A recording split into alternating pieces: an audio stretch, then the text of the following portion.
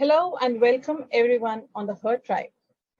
Today we have with us DrRabiah Bhatia, who is an educator with almost 2 decades of experience and a mom turned entrepreneur. She is the founder of ED Web Studio channel and a Mithi awardee, edu leader and a speaker. Welcome DrRabiah on the Her Tribe. Thank you, Ms. Aditi. It was so wonderful to be here on the Her Tribe platform.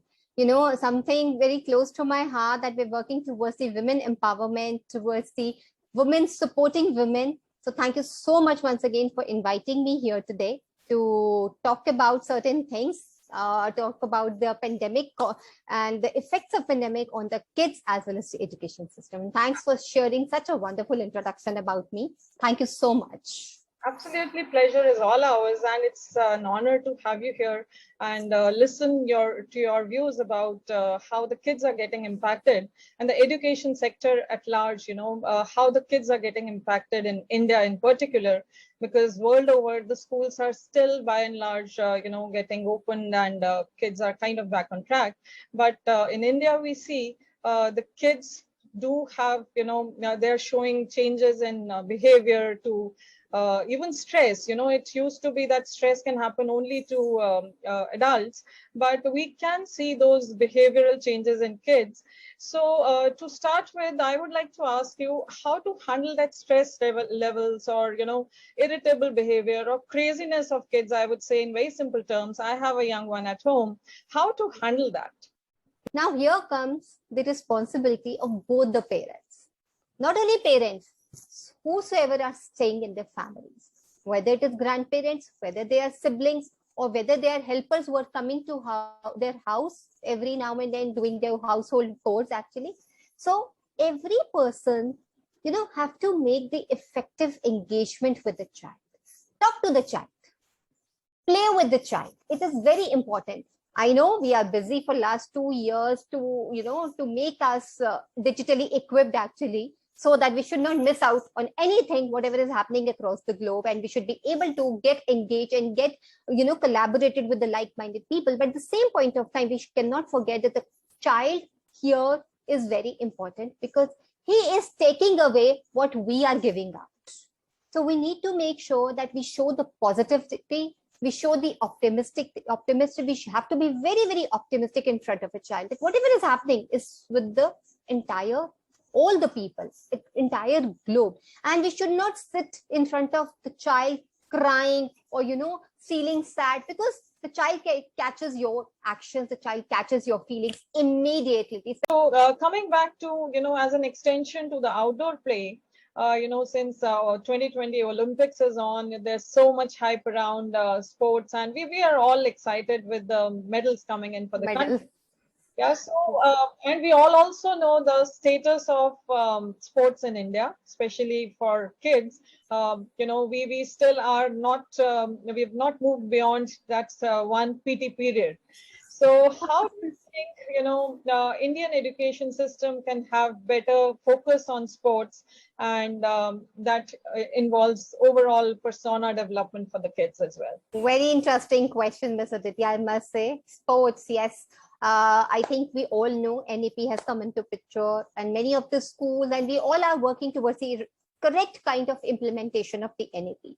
Now, when I talk about NEP, it includes sports education, sports curriculum too. It includes 21st century skills. And believe me, 21st century is when we play sports, we understand the importance of leadership skills. We understand the importance of being patient. We need to be patient when we are working within the team, because we have to tolerate each other. We have to accept each other. So being patient when somebody is saying something, but we are not able to agree to the agree to that fact, still we have to keep patient. We have to keep quiet, and we have to accept his thought process, accept his actually experience and knowledge and views as well. So with sports, we need to understand that sports not only make us fit, sports keep us fit. We all know that, right? Whether we get into yoga or whether we go out for a walk, these are all a part of the sports actually. Whether you see the sportsman, cricketers, or the people who are playing badminton or the table tennis players, they're all so fit actually. The body wise, the structure wise, mind wise, they are so resilient. So resilience is one thing which we come to know when we play sports actually. We understand the importance of being resilient. Then team building skills. How do we have to collaborate within the team and why every person in the team is important? So many things when we talk about the sports education and sports, yes, it keeps us closer to nature. It keeps us closer to the, people who are like-minded like us. And it makes us understand how to be empathetic and be compassionate. Because if we are not compassionate, we will not be able to work in a team. Completely agree. We've seen, even during Olympics, there's so many sportsmen who've shown that spirit of, in spite of winning, they've shown that spirit of team and how building up, togetherness, it really helps a lot. So next, moving forward to, a bit, older kids, say after 10th or 12th, real question about career comes, we all start thinking about the career of kids, the career growth. So what do you think would be the long-term impact of this, pandemic, and say almost 2 years kids have not been going to school. So, we just discussed about the impact on their overall performance and persona both. So do you think there'll be long-term impacts in terms of global fitments to competing in the global world? Because, as of now, Indian talent has always been considered or regarded very high. But do you think there's going to be a change in that? Okay, students are trapped in the places and they're only able to attend the online sessions and meeting their own classmates. They're not able to meet any senior students in the colleges. So one major negative effect is they're not able to meet other students who are from the different fields altogether. And they're not able to understand that what kind of importance that field has and what kind of career scope those students has who have chosen commerce or who have chosen the medical or the non-medical life. Having said that, I think if I come to the positivity of it, they have indulged them into a lot of internships. There are many organizations who have started the free internships for such students. And if I name them, I would like to say the best is there is something called Vision. I will like to just give me a second. I just got to know from my child only yesterday only. She shared the details of that organization and they are doing a wonderful work when it comes to the child's development, adolescents, especially the youth who are in the college and who are actually worried about their their career path. So my daughter says she's in second year of college and just going to the final year. It's called Viral Vision. And the company, believe me, Ms. Aditi, they are connected to almost all brands. You name it and they have it with them. Viral Vision, you said? Viral Vision. Okay. Viral Vision is the organization who is connected to Coca-Cola, who is connected to Pepsi, who is connected to, Goldie Masale, who is connected to, you name the brand and they have it with them. That's a very good information. And they are providing internships to all the students, connecting those brands to the students, providing them the internships of 3 months, 6 months. Students are getting exposure of learning a lot of things, and they have a scope of choosing different fields as well. Whether you get into marketing, whether you get into social media, whether you get into psychology field, whether you get into doctor field, whether you want to become an engineer or a kind of, technical engineer, because IT is the booming industry. IT is one core area which is like we cannot neglect it anymore. I think internships or getting productively engaged with the projects outside of the college is a very good way to keep them engaged and also getting, that knowledge beyond the curriculum. I think that's a good suggestion. That is the reason I shared my personal experience. I am sure many people would be able to get benefit out of it, and I think the parents also and the students also, they need to get connected to the career counselors, the mentors actually. All of us need mentors, actually. In fact, even now, we would all look up to at least someone, someone who helped us early in our careers, maybe even some teachers from the past. We always have that regard. So it's, you very rightly said, it's always very good to have anybody. This person could be your elder cousin, to your aunt or uncle or friend or anyone. And generally what I've seen is, especially the grown-up kids or teens are very averse considering their parents as their mentors. So that can be avoided completely, in my opinion.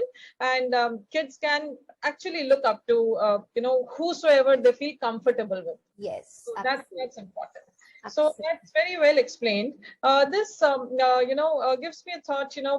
Kids, we all know, are super sensitive, and at the same time they catch and grab very quickly what they see around. So how do you think parents and educators can make a positive impact on their brain development during and post pandemic? Because it's easier said than done. While internship projects or all the other productive things that we discussed are absolutely good to do, and we know is the right thing to do, but there would always be a segment, who would not easily understand that. So those who can get it and who can do it absolutely good. How do we handle the other section of kids? All right, wonderful question. So the most important part, first of all, I would rather advise the parents not to fight in front of a kid. Not to fight, not to argue, not to get into any kind of discussion. Mostly we have seen the spouses fight in front of the kids, right? And because this pandemic is there, we have been seeing each other 24/7 in front of, we have been tolerating each other, which we were not used to actually, because everybody used to get busy with their own life. Makes to be the biggest challenge these days. 4 rooms, and everybody may either occupying their own spaces, and if at all we sit together, we generally end up fighting or at least arguing, and even kids are not so comfortable sharing their own space with the parents. Yes, that's what now I was coming to the point. So when the kids are not comfortable sharing their own spaces with their parents, what parents need to say, what parents need to make them understand. And actually, because of the fact that kids are so busy with the online classes, kids are busy using the technology, learning new things, no doubt about it. They are equipped, and thanks to the lockdown, thanks to this technology, I would rather say that now this lockdown has given us an ample of time to understand how to make the right use of technology. Earlier, what we were doing, we were using the YouTube or this Facebook for social engagement. But now, thanks to Facebook, that is how we got connected also. And thanks to LinkedIn, that we are able to connect with the like-minded people and learning from each other.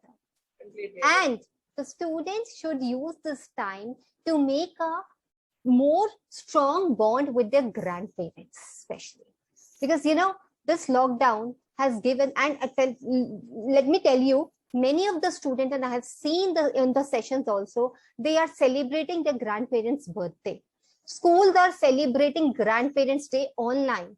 And the students are being able to make the positive engagement with their grandparents as well. And the grandparents have learned how to use WhatsApp, how to use Zoom thing, how to use YouTube actually because of the lockdown from their young children. Very valid point. In fact, even I agree completely. We all moved on to nuclear family structure, but joint family has its definitely own blessings. And we've seen kids who are growing up with grandparents around, they definitely have a different aura or different, persona, which comes up in their personality. So very valid point. So while we are running out of time, my last question to you would be, the upper middle or the middle class is still getting access to the online education. So the problems or challenges there are different, that, how to move out of that monotony. It's a problem. We just discussed that. I will come to the underprivileged kids. Now that itself is such a huge segment, even considering, in terms of the population. We all know the poverty line status in India. and the number of students, I keep seeing, like, all our helpers around, how hard they've been working all their lives and sending their kids to the school. But most of the kids are almost getting it to a level to have a career, or rather education break, I would say. Kids in grade 2, 3, 5, 6, whatever. While some of them have been trying to get hold of gadgets, somewhere the school is not able to provide online classes, somewhere even gadgets are not there, so students are not able to carry on. So how do we handle that challenge? How do we take education to that underprivileged sector? Mrs. Didi, though the time is very short, we have hardly left with 2 minutes, but I would like to answer this question. This is very close to my heart because of the fact that I have seen some people, students of especially the underprivileged section, who have been not able to, the digital learning was not accessible to the underprivileged students. So I think what I learned during the lockdown, many people have come forward. We all have that mobile, the small mobile kind of, which we used to use in ancient times, which used to have only the WhatsApp feature and not other things, right? At least we can donate certain mobiles, we can come forward. Then, because of the fact that everybody is facing some financial crisis these days, so I won't say that every family member should be able to donate, but at least one mobile can be donated from every family. Then the government also started certain TV channels to reach out to all these segments in Punjab as well. But yes, Delhi was not, and metropolitan cities were left out. They never started these TV channels for this digital learning to be accessible to the underprivileged section. But Akash has started with the TV channel. So many of these organizations have started with these TV channels. So it's the government's responsibility, it's the corporate sector's responsibility to sponsor certain, kind of TVs or the LCDs in these areas where few people can sit together and watch that TV, and the student should be able to get access to the digital world.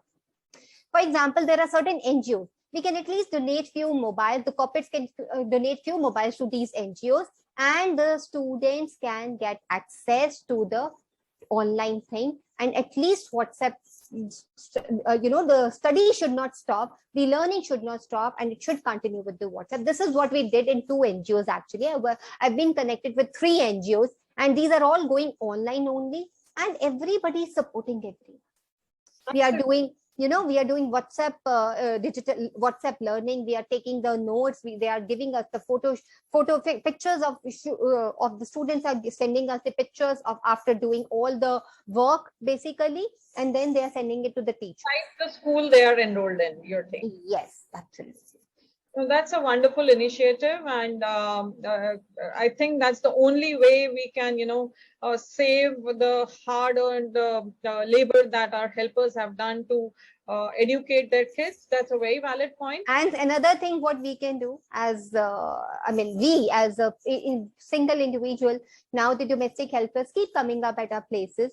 They can get their child, and at least we can use the proper safety measures, and we can at least mentor those students. Absolutely. I think I think these are small things to bring that change. So till the time you are not taking a step forward, we can't accept any other person to take that step. Correct. It's our social responsibility as well. There's many people who are free with their own kids now, So absolutely, we can spend 1 hour or a couple of hours a week to help these kids. It would be a big blessing, and it would be a big continuity factor for them, which is very, very important.